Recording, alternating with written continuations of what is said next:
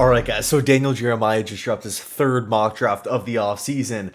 Let's take a look at this thing and break it down. So starting off with the first overall pick, of course, no surprise here, Caleb Williams. With the recent trade of Justin Fields, it's man, nothing's a lock when it comes to the NFL draft, but I would say this is probably the closest thing to a lock since Trevor Lawrence and the Jacksonville Jaguars. Okay, at spot number 2, he has the Washington Commanders going with Drake May, quarterback from North Carolina. I really don't feel like Washington could go wrong.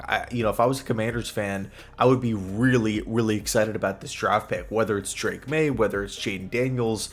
Washington, I mean, man, you have Dan Quinn there to take care of the defense. You have Cliff Kingsbury to take care of the offense. You have new ownership, a new general manager. This will be the first pick of the new regime.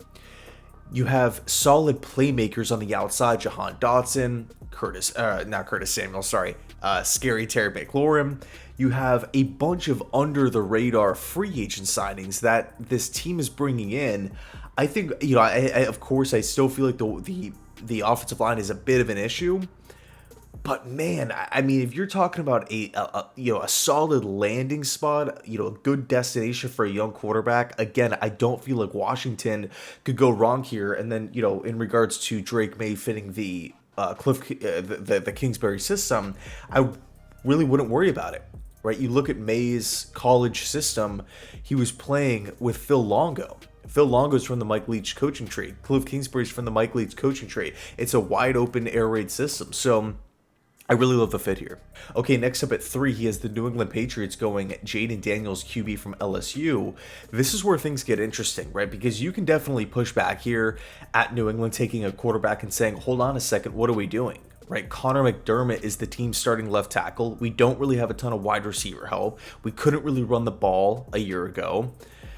It's a bit of a tough spot. We're going to be playing a bunch of great defenses, right? The Jets twice a year, the Bills twice a year. I don't think Miami's going to be like falling off anytime soon.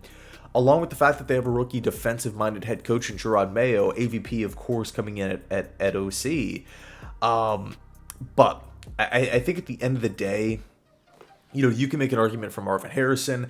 I think you can make an argument for Joe Alt.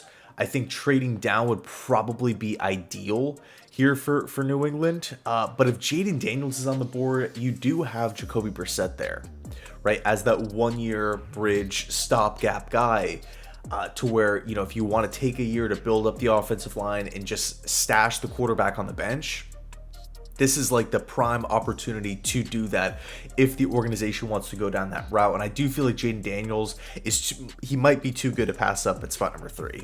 Okay, coming in at spot number 4 here, we got the Minnesota Vikings in a trade up. And by the way, I'm scrolling down as I'm doing this video here, so I haven't seen what's to come or anything like that, but we got the Minnesota Vikings trading up with the Arizona Cardinals for JJ McCarthy. And let me actually just see here: Caleb, Drake May, Jaden Daniels, JJ McCarthy. So four straight quarterbacks to go off the board here.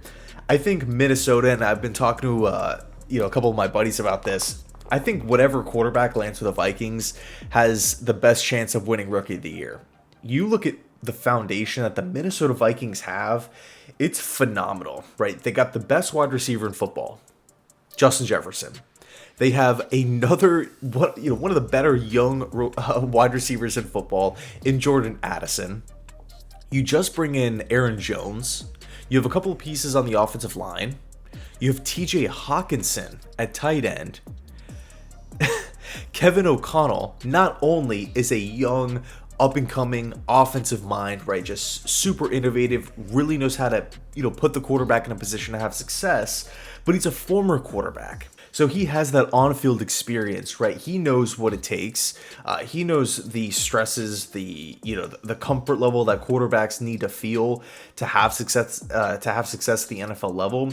And McCarthy's a guy who I think can step in and play right away. The arm strength, the mobility, supposedly the leadership, and the ability to break down defenses and know where to go with the football.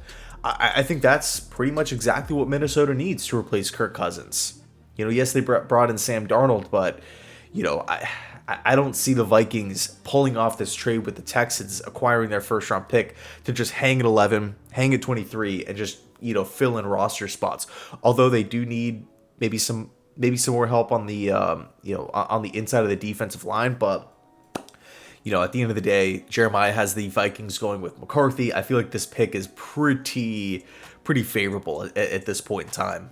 Damn, I was not expecting to see this. We got the New York Jets here at spot number 5, selecting Marvin Harrison Jr., wide receiver from Ohio State, in a projected trade, of course, with the LA Chargers. Now, it's funny, whenever you're looking at like a Daniel Jeremiah mock draft, and same could be said with Todd McShay, you're always looking at those picks with like a little bit more of like a keen eye, right? Because Daniel Jeremiah, again, same with Todd McShay, they're tight with Joe Douglas, right? So they kind of know how they operate. You don't know what the conversations are, you don't know what's being said between these two guys, leading up to the draft.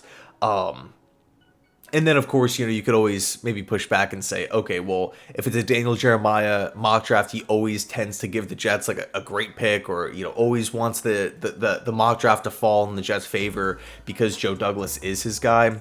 But in any case, the Jets trading up to spot number 5 for Marvin Harrison with the LA Chargers. I do feel like the LA Chargers are a perfect spot to move up with, because the Chargers, I really feel like they need a right tackle. They need a right tackle. They've made some other adjustments and additions to the roster, which I love, for a win now team. And you're looking at Jim Harbaugh coming in. They addressed tight end, so I don't think Brock Bowers is like the most pressing need at this point in time. They brought in Disley and Hayden Hurst, but they don't have Mike Williams anymore. They don't have Keenan Allen anymore. I could just see them sticking here and taking Marvin Harrison unless the Jets blow them away with an offer. And that's where I'm asking, okay, what is it going to take here? Obviously, the Jets would be moving spot number 10. We don't have a second round pick this year, so I would assume it would probably take, a next year, probably our third round pick this year, first round pick next year, potentially second round pick next year. Like, that's a lot of draft capital to move up. But again, the New York Jets, they consider themselves win now, a team that can compete and go far into the playoffs. And Marvin Harrison is, in my opinion, the best wide receiver in the draft.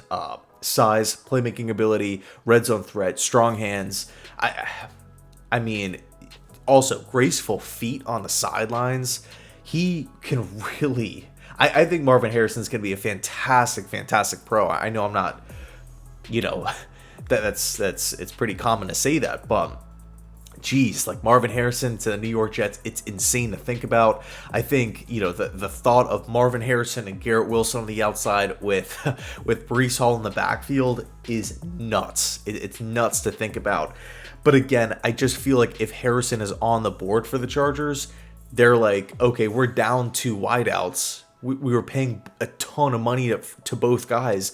Let's just go get Justin Herbert, a prime weapon right now.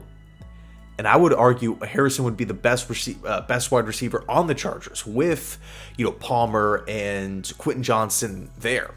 So I do feel like LA would probably make sense for Harrison as well. But in any case, the Jets trading up to spot number 5 for Marvin Harrison, that would be insane. Okay, at spot number 6, he has the New York Giants going with Malik Neighbors, wide receiver from LSU. Makes a ton of sense here. They added Drew Lock in free agency. I feel like the Giants just need to get more explosive on these, on the offense side of the football. Even on their playoff season, Dayball's first year there, they weren't. It was kind of like old school football, right? They weren't just taking these deep shots. They weren't just getting the football into the hands of their playmakers and watching them work, right? Taking a screen 60 yards, a slant, breaking it off for 50. It wasn't happening, but Malik Neighbors has this ability. I love this fit. And you can maybe make an argument that Odunze might be the better offensive fit for the Giants because they don't really have that big-bodied type of wide receiver. But at the end of the day, I don't want to overthink this here. I think Neighbors is the better receiver than Odunze. I don't really feel like it would matter all that much, especially if the Giants...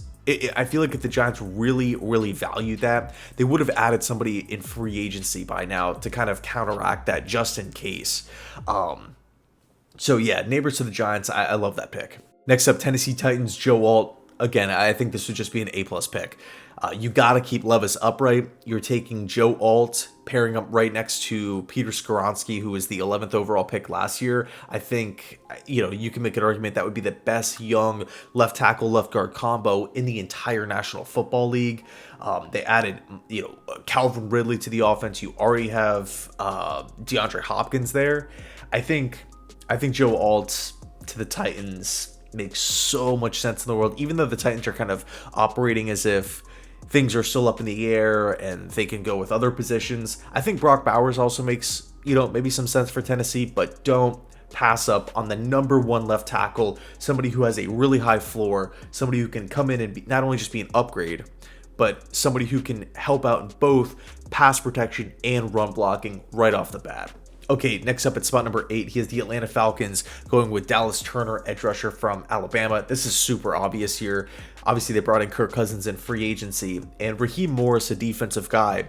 You need to get him an edge rusher. The Falcons don't really have a ton of pass rusher options from the outside, right? And I think Dallas Turner would fit that system beautifully. You also look at where Raheem Morris is coming from, the LA Rams. The LA Rams always had pass rushers develop with that, with him calling the defense. So I feel like Dallas Turner, of course, can step in and be probably your go-to edge rusher. If I'm not mistaken, he could probably be the go-to edge rusher, but also at the same time be the edge rusher on the team with the highest ceiling, which probably gets fans fired up because it's not really, you don't really see that a whole lot. Right, you typically have your best option, who's the finished product, the refined product, and then you have your young guy come in with the high ceiling, and you hope that one day he can match that, and you have two number one edge rushers. Dallas Turner literally is going to be both of those. He's two birds with one stone, if you will. Okay, at spot number 9, he has the Chicago Bears going wide receiver from Washington, Rome Odunze. I don't know how I'm feeling about this pick, to be honest. I understand the mindset, right? It's a passing league. You're drafting a rookie quarterback. Get him as much help as possible. But I think if you're the Chicago Bears, you've made so many moves already, right? With Shane Waldron coming in, I feel like Caleb Williams is going to be fine with or without Odunze, right? DeAndre Swift at running back, Keenan Allen. You already have DJ Moore there. I think the Chicago Bears could draft a pass rusher here. Get Eberflus a defense, because that's the one position. Yeah, they had I believe it was Jacob Martin, but you can go add like Jared Verse or Latu from UCLA to pair up on the other side of the defensive line with Montez Sweat. They added Kevin Byard in the back end. You have Tremaine Edmonds in the middle of the defense. They locked up Jalen Johnson on the outside. I feel like we got to get Eberflus a defensive lineman, right? We got to get him another pass rusher. Pass rusher was a big need before the Montez Sweat trade. We have the choice of getting one of the top 3, and the top 3 in this class are pretty highly regarded. So I think Verse would also be a great system fit for what Eberflus wants to do. Verse is a guy who can wreck games. He's somebody who, again, you can line him up opposite of Montez Sweat and just watch him go to work. I really like Jared Verse. I feel like the fit with Chicago just makes so much sense over just adding another wide receiver to the mix because it's like flashy. And then at spot number 10 here, he has the LA Chargers going with Talisi Fuaga, right tackle from Oregon State. Love this pick, right? Of course, the trade down scenario with the New York Jets before. I think this would be absolutely phenomenal for the LA Chargers. Still, of course, have to figure out wide receiver, but at the end of the day, this is a very, very deep wide receiver class. And if I'm not mistaken, the Chargers have a really high second-round pick. So whether that's Troy Franklin, whether that's, Adonai Mitchell, Xavier Worthy, Keon Coleman if he falls, there's plenty of wide receivers later on in the draft. So yeah, if I was a Charger fan and we get this 10th pick, we get a future first, we get a third this year, we get a future second, we get a haul, and we figure out right tackle with an immediate upgrade here in Fuaga, I'd be totally pumped up. So I'm going to call it there. Let me know your thoughts down below in the comment section. He had the New York Jets going with Marvin Harrison from Ohio State in a trade up. Thanks so much for watching, and as always, go Jets.